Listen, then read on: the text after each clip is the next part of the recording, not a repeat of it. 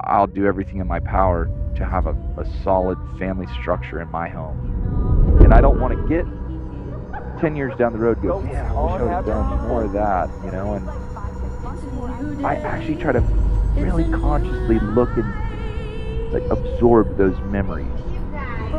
An exceptional man known far and wide on YouTube. Deer meat for dinner.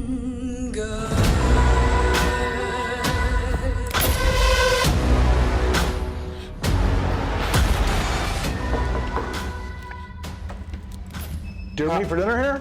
Hold on 1 second. I'll give you. Take it off and go answer. Take it off and answer. Hey, Kessa. How you doing? Good. Rob, what's up, man? Good seeing you. Nice to see you, buddy. You look good. Time to sell a house. So what's up with the gator in the middle of your freezer? Well, everyone's got one. You dry them?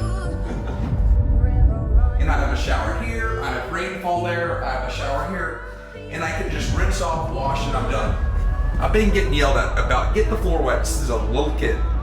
Not anymore.